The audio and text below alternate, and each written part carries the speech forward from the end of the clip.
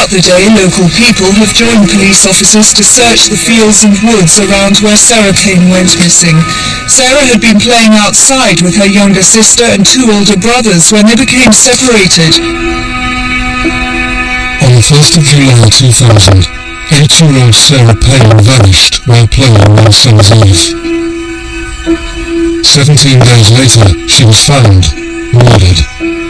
Roy Whiting, an already convicted paedophile, had taken her life. What was to follow became one of the biggest public outcries in UK history.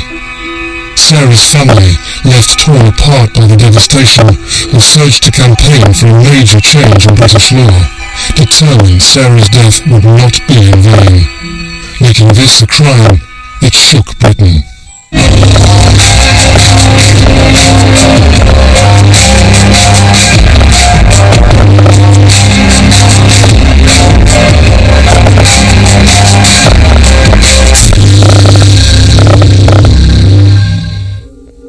She said, "Have you got Sarah?" And then the boys chirped in, and I can't find her. So it was that quick. It was just that quick. Once separated from the other children, police believe she may have become lost. They say there's no evidence to suggest that she's been abducted. The only time he took his eyes off was just to turn around to make sure Charlotte and Luke were okay. In that time she'd gone. He was seconds behind her. The police needed the help of everybody in the country. In a Sussex field tonight, police are examining the body of a little girl found just 10 miles from where Sarah Payne went missing at the beginning of the month. I lost control completely and utterly. I cried, I screamed, I shouted for her. Both the police and the probation service in Sussex feared that Roy Whiting would strike again, but were powerless to stop him.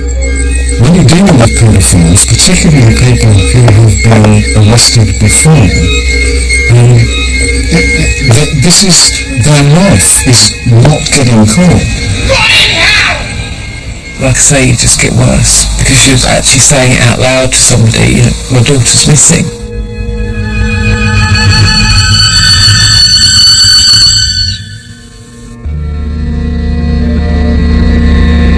Sarah Payne was a beautiful, fun-loving 8-year-old. One of 4 children, she was the apple of her family's eye. Sarah was the third child of 4. Anybody who's got a big family will understand is that you'll kind of have your place in a family. And I guess Sarah was really the imagination. She was the first girl to come along, so it was fairies and pixies and dolls and, pretty things, because she was the first girl born for a long time into the family. So it was all, grannies buying pretty dresses and little socks and all sorts of things. So she was very much a girly girl.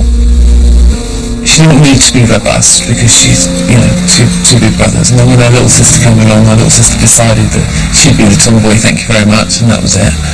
So she's a big heart, really. A really big heart. I was never the best housekeeper in the world. There was no sort of strict routines about our house. Dinner was at a certain time and bedtime was at a certain time, but other than that, everything was just kind of as it happened.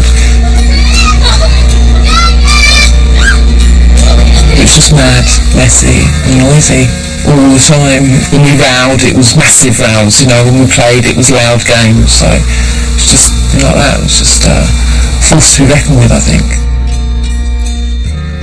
The tragic murder of Sarah Payne will be told through the eyes of her mum, Sarah, and Phil Clark, an officer on the case.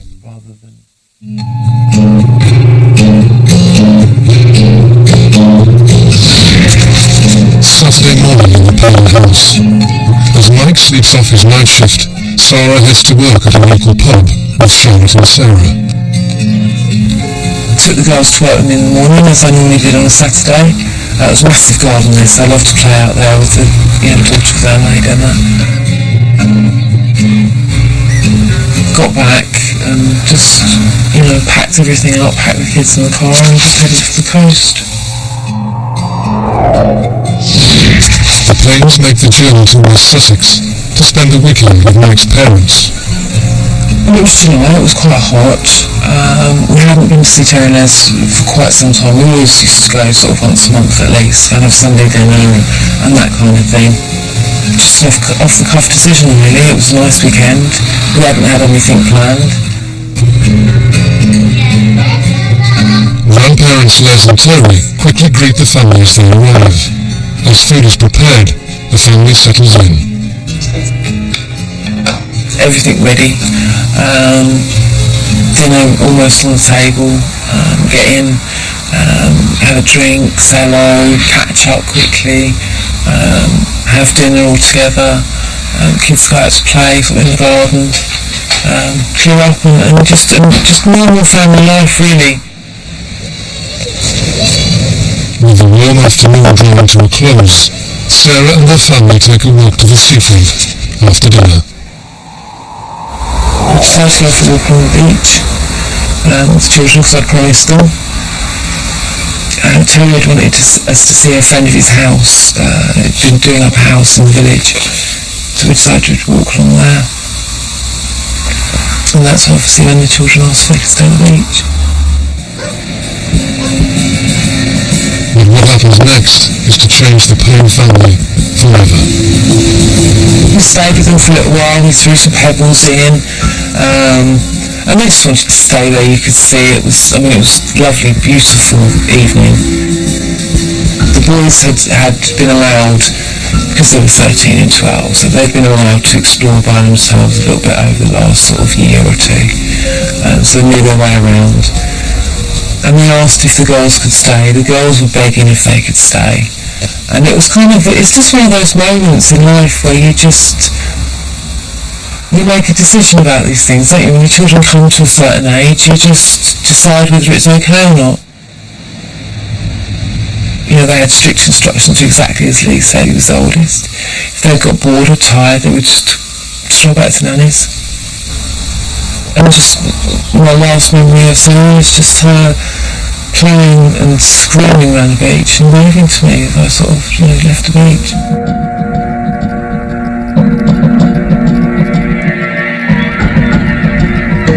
As Sarah plays happily on the beach with her brothers and sister, Sarah, Mike and Terry head to visit friends. Stopped at the pub for half, and we were going there literally half. It was a bargain seller's evening, not back round the fields. So it was just that amount of time, that's all it was. We didn't stay anywhere any longer than, 10, 15 minutes, and, there was no rush about it, but there was also, we wanted to get home for the evening and just settle down, get the kids in bed and, just have our evening. Yet as evening sets in and they stroll back to their house, the calm is broken. And as we got to the house, Les was standing outside, which I thought was very, very unusual. She was holding Charlotte tightly by the hand and the boys were sort of around. She said, "Have you got Sarah?" And then the boys chirped in and, I can't find her, so it was that quick, it was just that quick. My daughter's missing. It's like an echo going off in your head that just, it's uncontrollable fear, just real fear.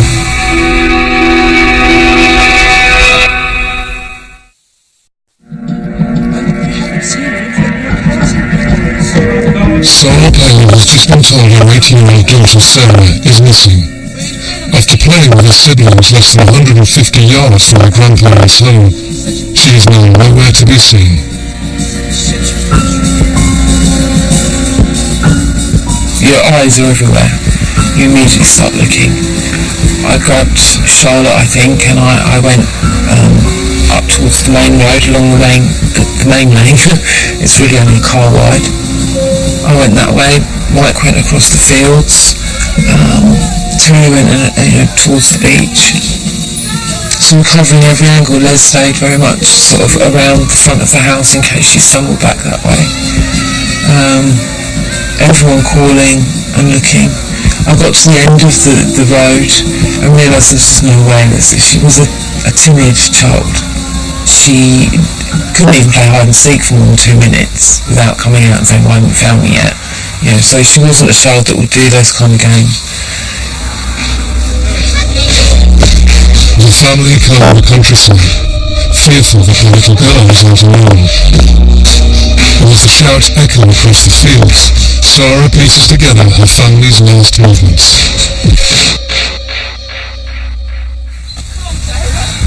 They'd gone to play in the field, as they'd done on many occasion. The corn was high, so it was, brilliant place to play. Sarah had stumbled and fallen,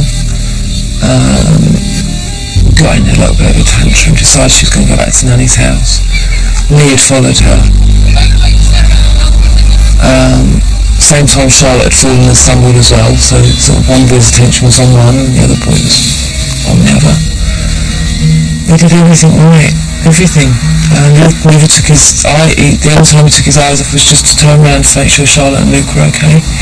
In that time she'd gone.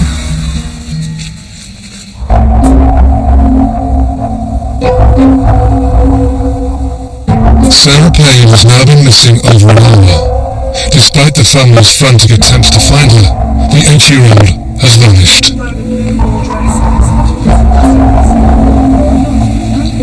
We passed several people, all of us.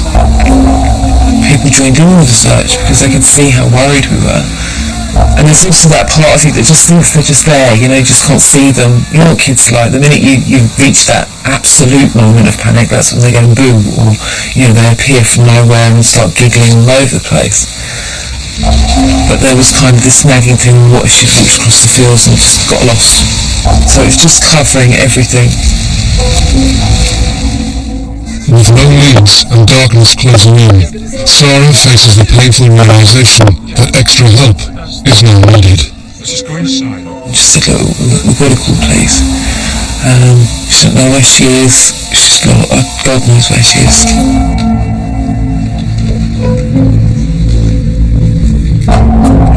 Emergency, which service? Please, please, have a daughter. Please, thank you. I call you through the police emergency, what's the problem? I've lost my 8-year-old daughter. She's been missing about an hour and 3/4 now. Sarah Payne rang the police, I think, at about 8:45 on the Saturday night and reported an 8-year-old missing girl. And of course that suddenly became a high priority incident. It received the notice of the command officer for the division straight away.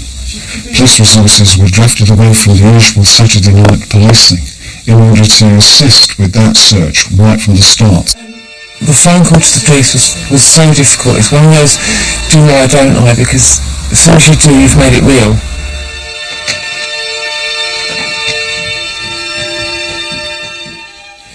My very first thoughts were that potentially we've got an extremely big policing operation on hand, and that was going to take all the resources that Sussex Police could muster. It just get worse, because she was actually saying it out loud to somebody, my daughter's missing.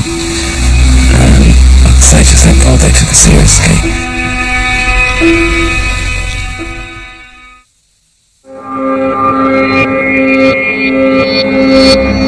Police rushed to the scene, and the Payne family anxiously relayed details of the day.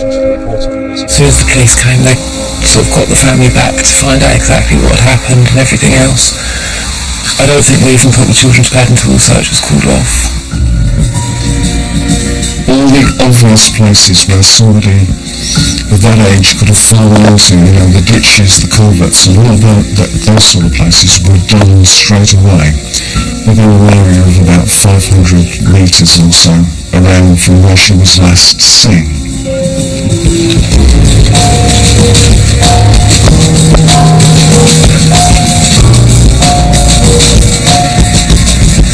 So she wasn't at home, she was at her grandparents' house, and she had not been out playing in that area before, as far as we knew, so she could have just simply wandered off and got lost.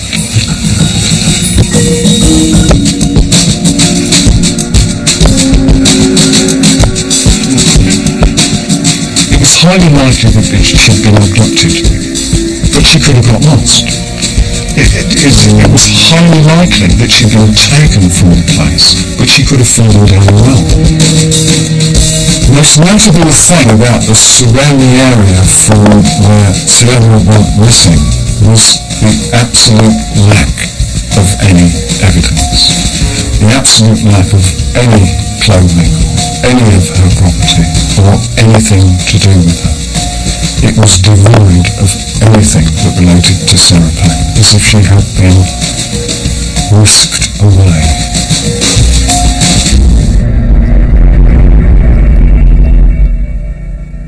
But as the search for Sarah intensifies and more manpower is drafted in, her brother could hold the key to her disappearance. Really, it was just a case of us talking to each of the boys, find out in detail what was going on. And then me pulling me to one side and saying, I did see something, but I don't know what to say or not. And it seemed it's in a van and a car. And I said, can you remember? And he said, they were about the same time. And he said, but the man in the white van, he smiled and waved at me. And I said, do you remember what you lost faith? Yeah. So I said, well, I think we're about to tell the policeman. He said, well, do you think it's important? I don't want them looking for someone and not looking for Sarah. So it's kind of, we have to tell everything and then let them decide what's right and wrong. He was the only person to see what potentially could have been an abductor. And he identified to the police that he was driving a large white van, being driven by a scruffy individual who smiled and waved to him as he walked past.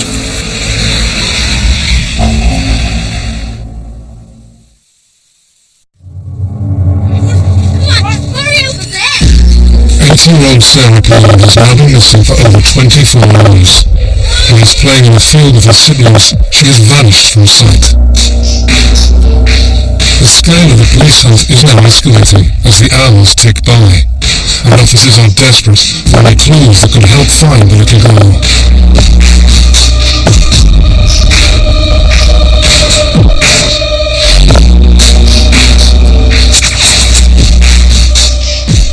Best chance of finding her alive was to hope that she'd been abducted and been locked up somewhere. So the main gut instinct, if you like, was to look for lockups where she might still be alive. The second was to find some sort of hideous little natural trap that she might have been caught in, some culvert, some drain, some whatever it might be, some innocent reason why she hadn't turned up. But the focus was always, at the beginning, to find her alive.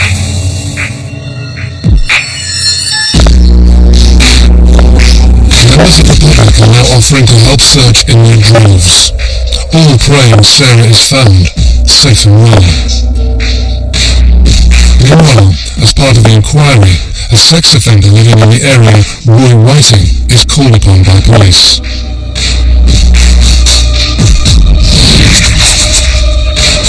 If this little girl had been abducted, there's obviously the usual suspects. You've got to sort out who is the most likely. When Sarah went missing, Roy Whiting told the police that he was at a fun fair in Brighton. The inference being that he'd been cruising the areas where young people might congregate. Whiting gives nothing away, but his demeanour is suspicious. After questioning, officers decide to monitor him. Meanwhile, Sarah and the family are urged in front of the country's media in an emotional plea. The police needed the help of everybody in the country, and one of the best ways to get everybody on side is to get the empathy that comes with seeing the parents, even if they're in a state of distress. We got asked to do an initial press conference, and that was, I think, on the Monday after she'd gone missing, on the Saturday. I think it was on the Monday, and we went and see Mosnan's Hill, and he tried to give me sort of what I should say, tried to help me write what I should say and that kind of thing. And I looked at him and I just thought, I can't, just tell me what you need. What do you need from this? And that was the obvious thing to do. That was done very early. I think the first time that the Payne family made an appearance was on the Tuesday morning, if I remember right. We've got lots of people, hundreds, Sarah. You wouldn't believe how many people are coming, but they're coming. And it won't be long.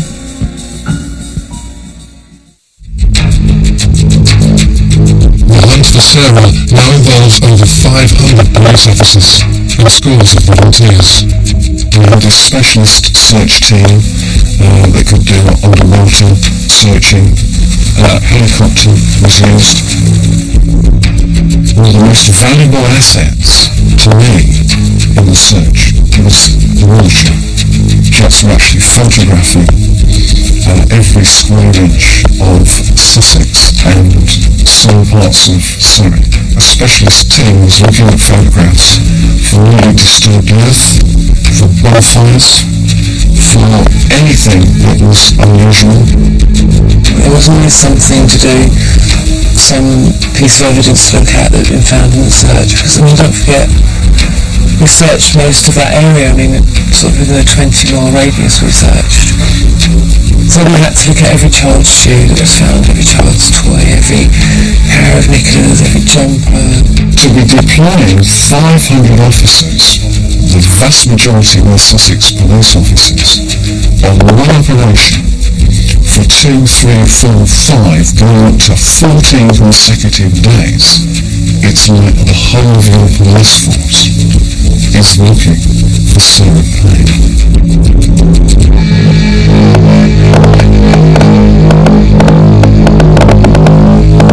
The hunt for Sarah is quickly turning into one of the biggest media cases in recent history.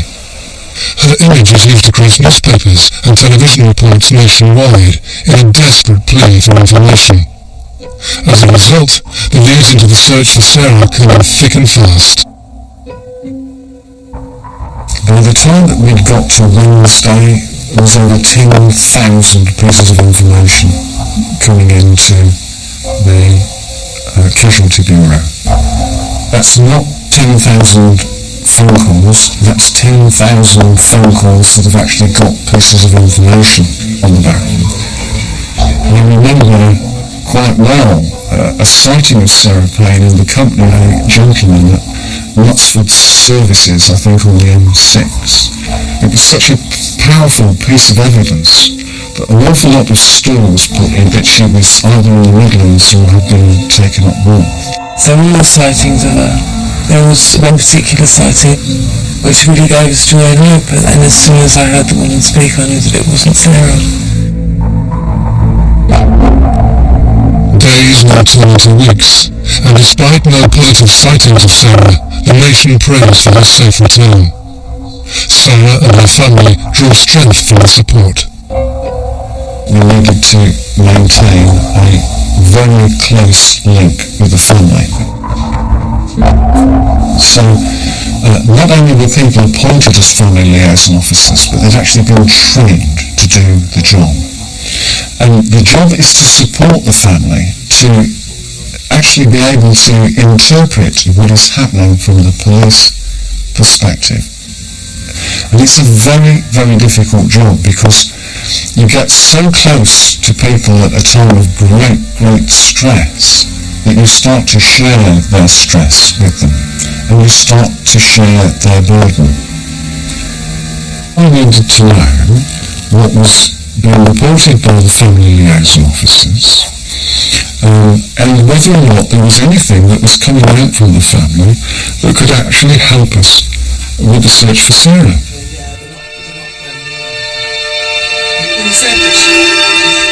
Family liaison officers Sean Scott and David Dowell are also on hand day and night to help the family through the agonizing hours.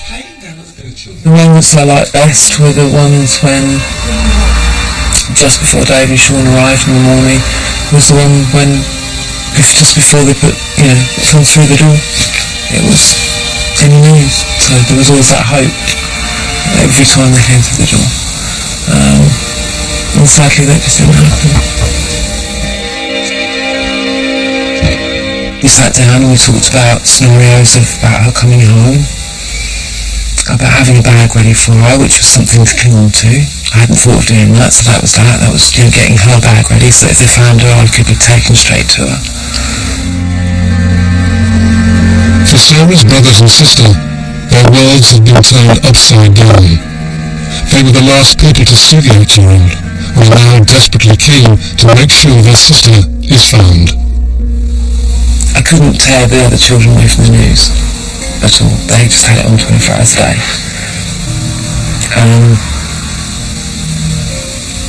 And every day they were coming up with scenarios to get the press involved, to do this, to do that, wherever they looked, So it was a real challenge to keep them occupied as well. They went to the police station. The police were fantastic with them, showed them all the computers, photo fits with Lee.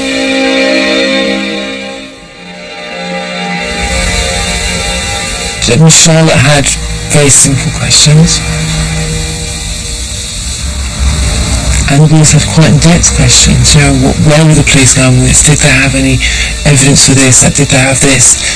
Lee was like, did you chase up the green car? Did you find the man that I saw? And that was no pushing from anyone. It's just they needed to be part of that. It was their sister that missing.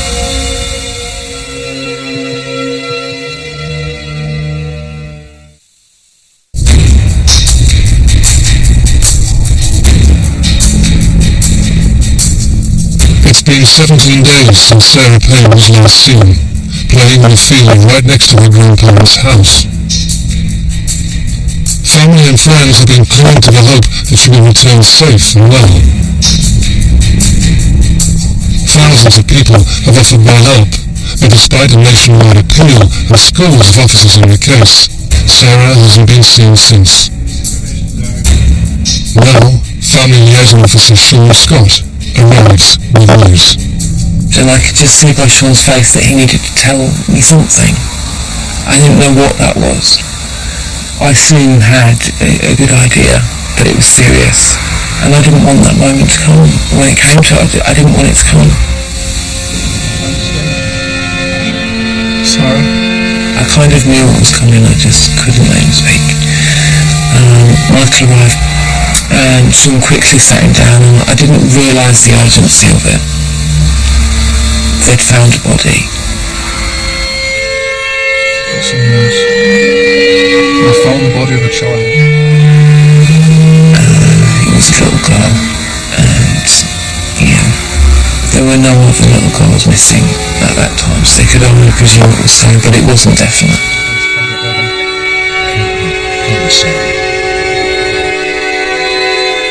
And at that same moment, it was announced in the news. So unfortunately, the entire family heard it at exactly the time we heard it in the garden. The children were rushing out the back door, and the rest of the family were kind of behind them. And is it true? Is it true? None of us were sure it was her. We had to wait for testing, and somebody had to go and view the body, and all those things. And then again we started doing the glimmer of hope. We started it all over again.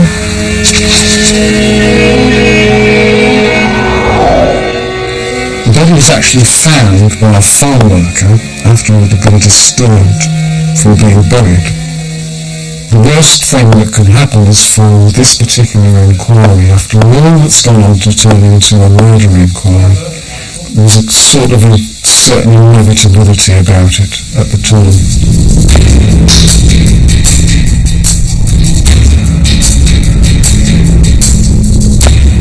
A swift forensic examination is ordered, and the body is identified. Sean came to me and he said, we are 1,000% sure, because they've done the DNA, the coroner had worked so hard really quickly because he knew the situation. Everyone had. I was determined. I was absolutely determined that nobody else could possibly know it was her. I needed to see for myself. So Sean said that he would go first, and he would come back and he would describe it to me, and if I still wanted to go, then he would go with me. It was late afternoon by the time he came back, and he was in pieces. I could just see just a shadow of the man that I saw just a few hours ago. And I knew at that point I couldn't go and see her like that, and I knew it wasn't right to, and I didn't think that she'd want me to. I felt really guilty at not going though. Isn't that silly? Just felt so guilty for not going. And then there was this big why question again. And I knew that she wouldn't have thought, and I knew that she wouldn't have struggled. So it would just be no reason.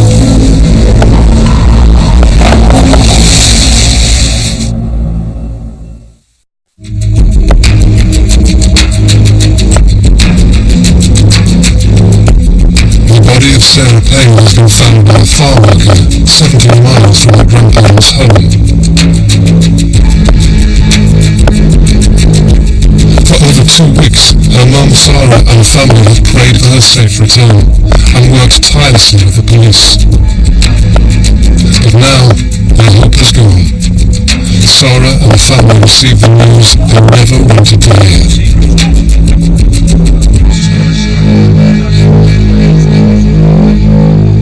You know, all sorts of things go around in my brain at that time then. I mean, I knew that she died, I knew that she died quickly. That was a saving thing for me. She hadn't suffered for ages. And then there was this big why question again, and I knew that she wouldn't have fought, and I knew that she wouldn't have struggled. You know, even if she'd done it initially, she didn't have the strength for her to push anyone around. The emotion at the start is huge sadness. Absolutely enormous sadness. The fact is it became clear that we had an offence, serious offence, to detect.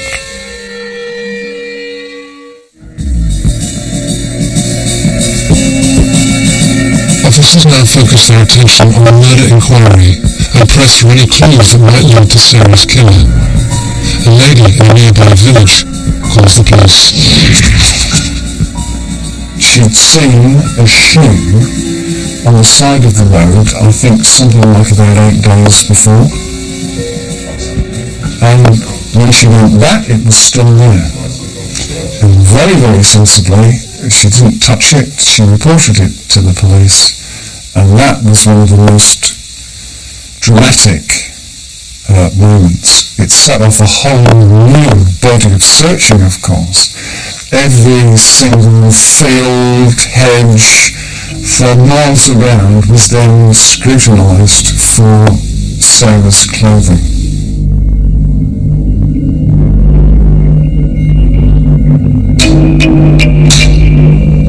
3 days later, in an unusual twist of fate, Roy Whiting, who was questioned a couple of weeks ago, comes to the attention of the police once more. He was put under surveillance. It was during that surveillance that he stole a motor car. Take off so we've got a white man of the southbound in He obviously wanted to get out of Crawley, he'd gone back to Crawley. And he stole this motor car. The police officers who were watching him saw him steal the motor car. The police then tried to arrest him. He tried to escape by ramming the police vehicles, and it was for that crime that he was again arrested and remanded in custody. So from that moment on, Roy Whiting was in prison.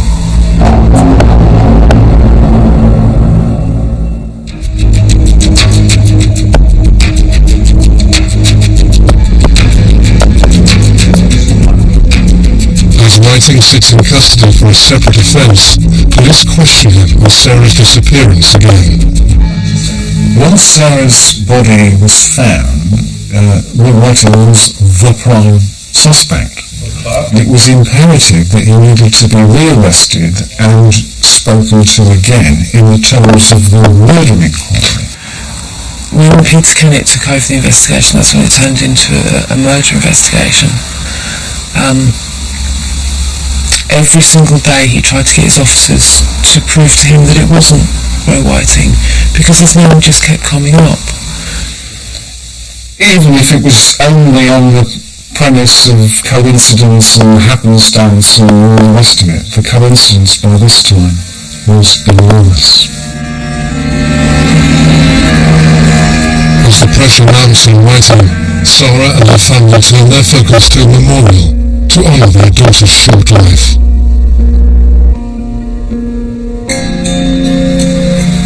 The outpouring of grief could easily have been turned to anger, and that's what people were saying to me. If they caught him or her, they'd hang, and all that stuff that was just so nasty in Sarah's name. And they weren't meaning to be nasty; they just were so upset and angry themselves. The whole thing touched a nerve somewhere. It touched a nerve throughout the body of the United Kingdom. I think since that time there's been some really notable cases that have kind of followed suit. But this was really the very, very first that was so enormous in the world of the public. And so we decided to do the memorial as a way of ending it for everyone that had been involved, and also so that we could pull her back to us. We'd given so much of her away, and although that was entirely the right thing to do, I don't regret any of those decisions to this day. It's also very hard when an entire country has ownership of your daughter, and what you want to do is you want to go away to a little corner and just mourn and just deal with life.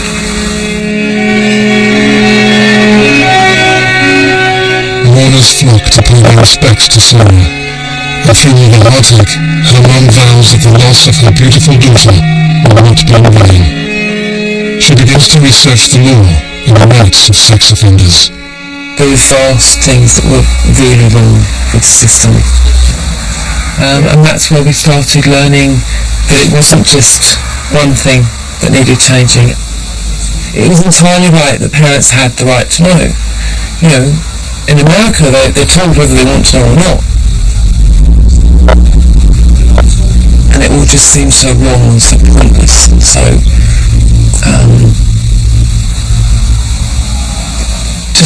just somebody somewhere must have something to say. This has got to change something, for God's sake. This can't ever be allowed to happen again.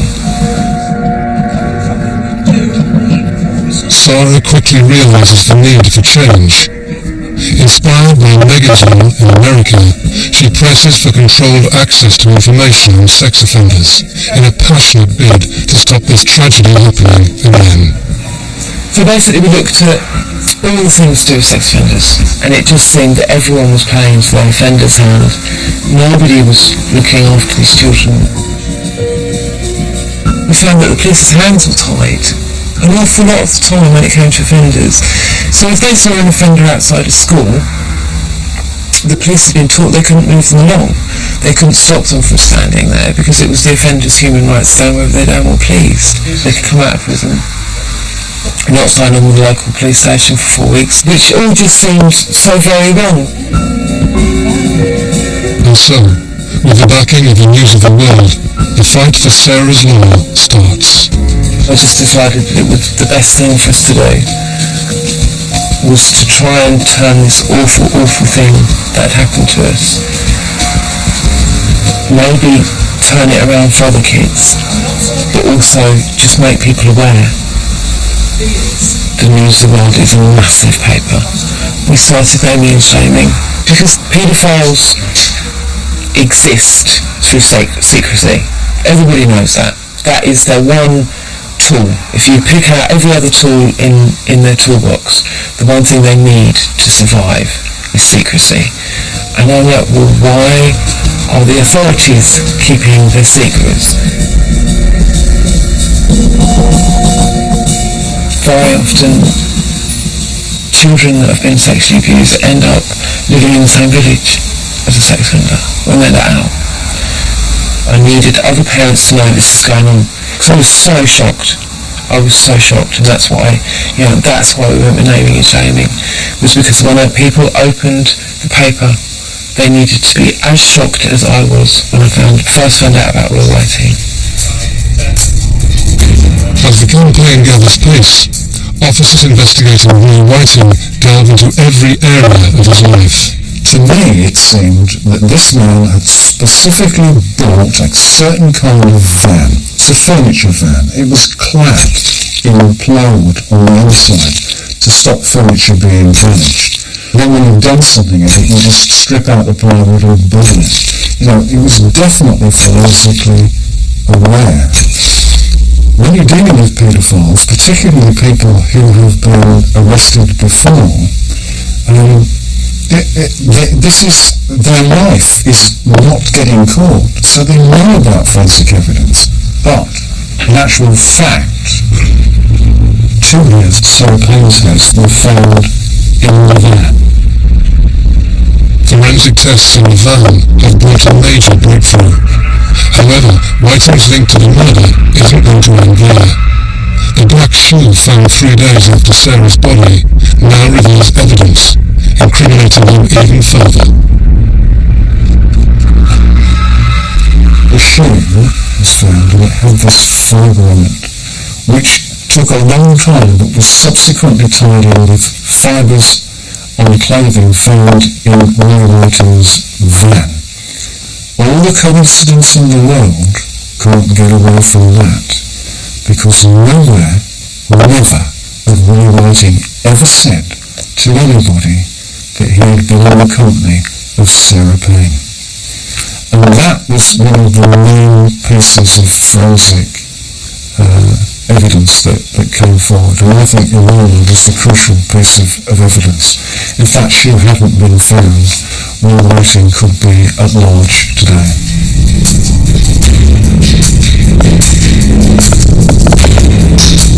As forensic evidence directly links Whiting to the murder, he is quickly questioned once more.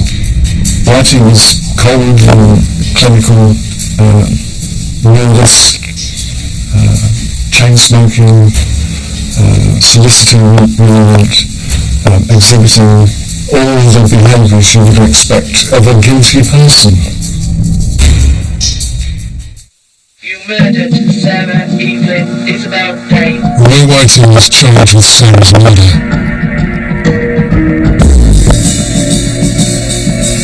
As he awaits trial, Sarah steers her campaign and sets about changing the system in child protection.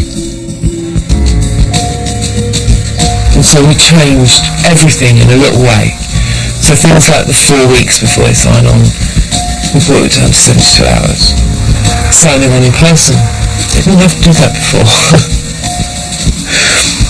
With a photograph now. A photograph may be taken every year. It doesn't have to be, but it may be taken every year. Fingerprints may be taken every year. It doesn't have to be, but they can if they want to. I mean, we've tightened everything now. Everything's tightened. The most fantastic thing that came out of those early meetings, it was the agencies working together. Finally working together.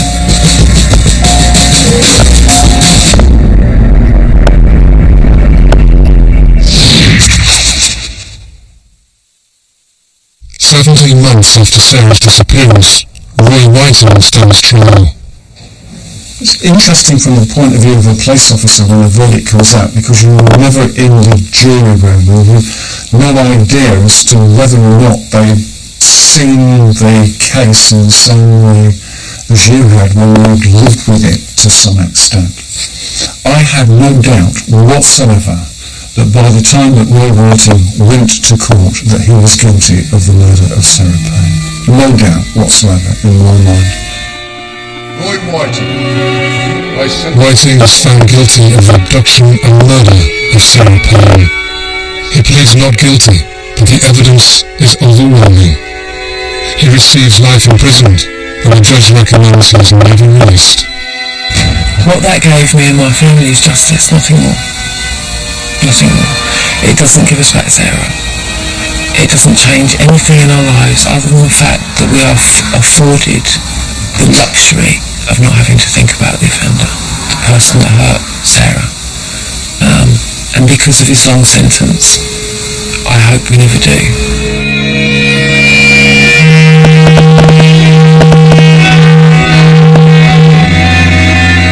Sarah Payne's fight for justice since the murder of her daughter has been relentless, and the changes still being made through her sheer determination are all steps in better protection for children. I just couldn't imagine how a man could have a previous conviction for hurting a child and still be living in a village with children. You know, still be living in a seaside town, for God's sake. But there will always be those that want to hurt children. I don't understand, I don't want to understand them. I know how they work because I've had to learn. I know what works when it comes to treatment with them. And the only thing that works is for you to stand in between that offender and a child. That's all that works.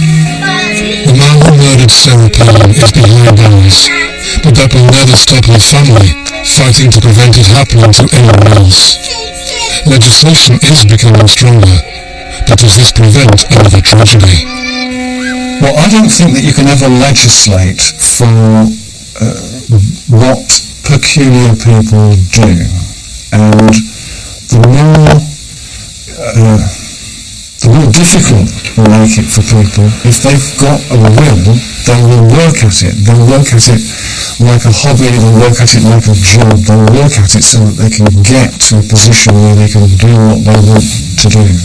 I mean, I hope that somewhere in the future we will find a way of stopping a first offence, of stopping someone from going down that road.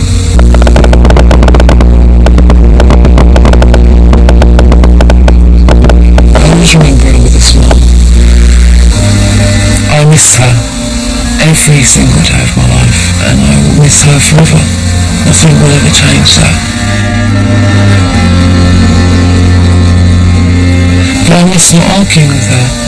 I miss not having those teenage years. I miss her not putting me through sheer hell, slamming doors, hormones, periods, boyfriends, and in the future that marriage, children of her own, a good career. All of those things that have been robbed from her were robbed from all of us. We were lucky to have her for the 8 years that we had her. And I'm so glad that we did. I won't take that away from her.